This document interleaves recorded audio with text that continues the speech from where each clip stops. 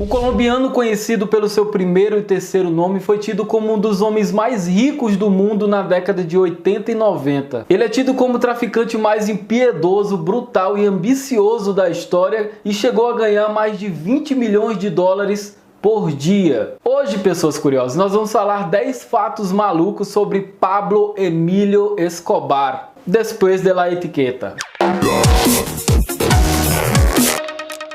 Saudações, bom dia, curiosos! Eu sou o Bruno de Oliveira, o Curioso, e se você também é uma pessoa curiosa, deixe o seu joinha e inscreva-se no canal.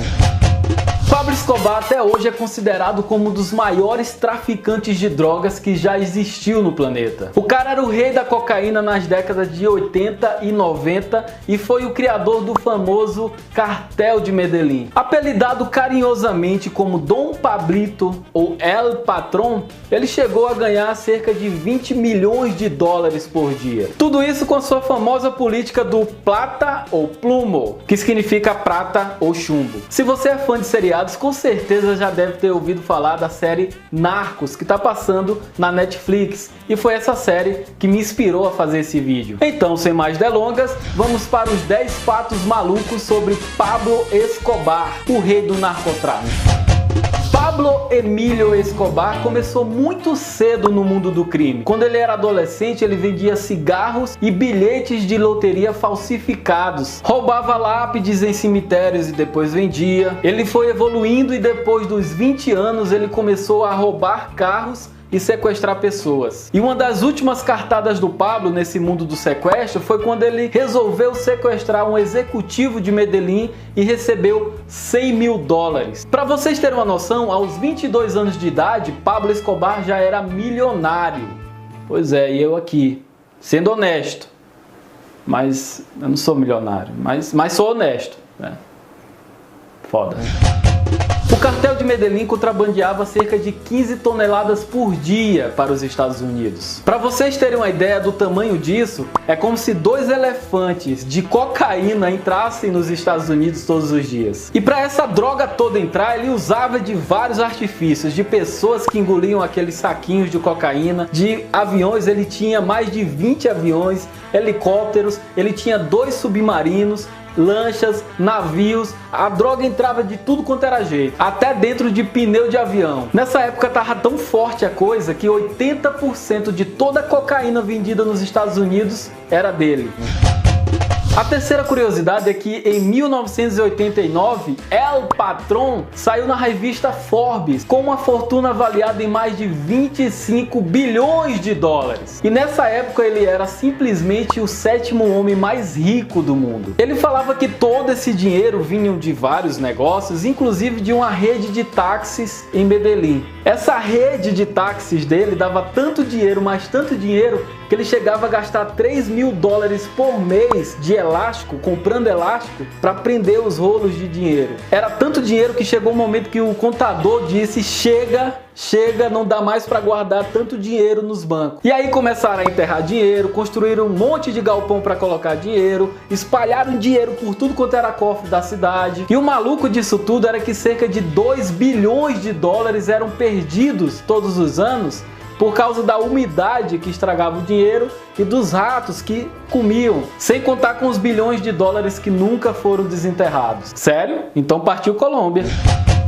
E com essa grana toda, o tio Pablito se sentiu o rei da cocada preta, ou seria da cocada branca. E aí ele resolveu construir o seu próprio paraíso na Colômbia. Ele fez uma mansão gigante em um ponto estratégico com 20 quilômetros quadrados e colocou um monte de bicho lá dentro. O dinheiro era tanto, para vocês terem uma ideia, uma vez ele teve que se esconder na floresta com a sua família e a filha dele começou a ficar com frio. Caiu a noite, começou a ficar com frio e ele queimou 2 milhões de dólares para aquecer a filha. Caraca, vocês têm noção disso? O cara fez uma fogueira com 2 milhões de dólares.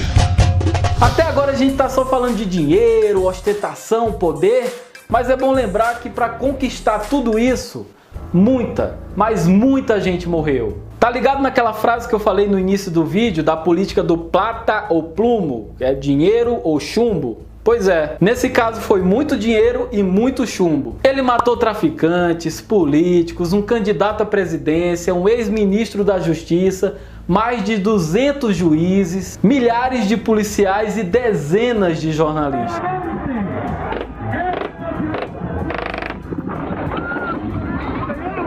Para vocês terem uma noção, a cabeça de um policial valia 2 milhões de pesos colombianos na época. Quem não aceitava plata, meu amigo, levava plumo. A estimativa é que no total ele tenha sido responsável por mais de 4 mil mortes. Muito mais do que isso. A coisa era tão maluca que ele mandava uma carta escrita por ele mesmo para suas vítimas, convidando-as para os seus respectivos enterros.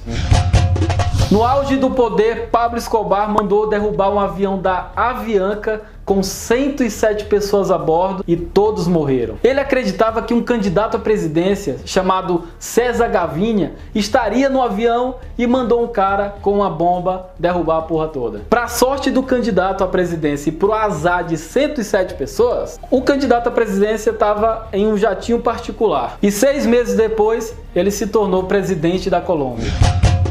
Além desse atentado, Dom Pablito pagou 2 milhões de dólares para um grupo paramilitar conhecido como M19, Movimento 19, tomar o Palácio da Justiça. E aí a polícia resolveu reagir e deu merda. Foram mais de 400 reféns e 98 mortos. Além disso, o Pablo Escobar mandou explodir o prédio da Polícia Secreta Colombiana com o objetivo de assassinar o general Miguel Alfredo. E apesar do prédio ter sido completamente destruído, como vocês estão vendo aí, e mais de 70 pessoas morrerem nessa explosão aí de mais de 1 tonelada de dinamites, o general não morreu.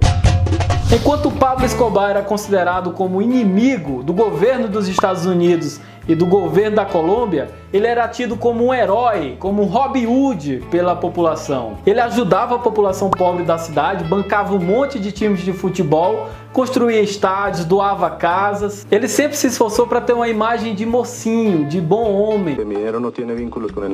Tanto que a população ajudava ele, escondendo informações sobre as coisas que ele fazia, e mesmo se falasse levava plumo, então... E como ele tinha o amor da população, ele resolveu entrar para a política, ser deputado. Colocou um cara lá para se candidatar, ele sendo suplente, né, por trás. E quando esse cara ganhou, na festa da vitória, entregou o cargo para o Pablo Emílio Escobar. Ele entrou na política com o objetivo de ser presidente da Colômbia. E a partir daí, a coisa ficou ruim para o lado dele.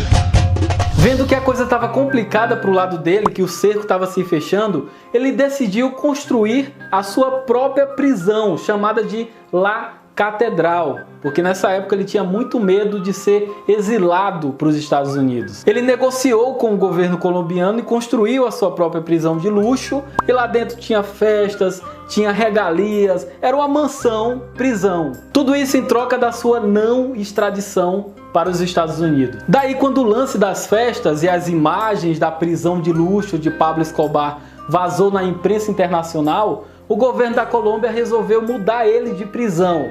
E claro, Pablo Escobar fugiu. Na época ele sempre dizia uma coisa que ficou famosa: prefiro uma cova na Colômbia do que uma cela nos Estados Unidos.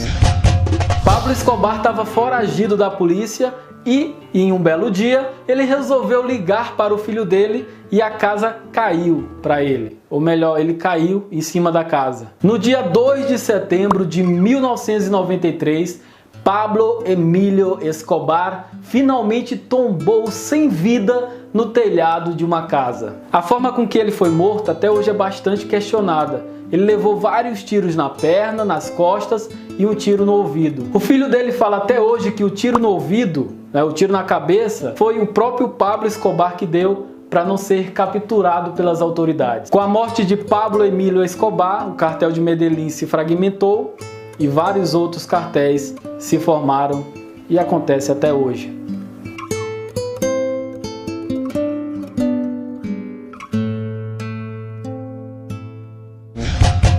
Então é isso, todas as fontes estão aqui embaixo na descrição desse vídeo. Aproveite para me seguir lá no Twitter e ficar por dentro de todas as novidades do canal através desse endereço e no Snapchat através desse endereço, o Curioso Oficial. Estamos com o objetivo de chegar a 100 mil inscritos no canal e para isso preciso da sua ajuda, do poder dos curiosos de carteirinha, indicando o Curioso para os seus amigos, compartilhando no Facebook e no Twitter. Posso contar com vocês? Seja um curioso de carteirinha, dando seu like e favoritando esse vídeo. Seja um curioso legal. Aqui embaixo tem um botão, clique e inscreva-se no canal. Essa é a nossa maneira de apresentar o mundo para você, pessoa curiosa. Muito obrigado por nos assistir até aqui e até o próximo vídeo. Tchau!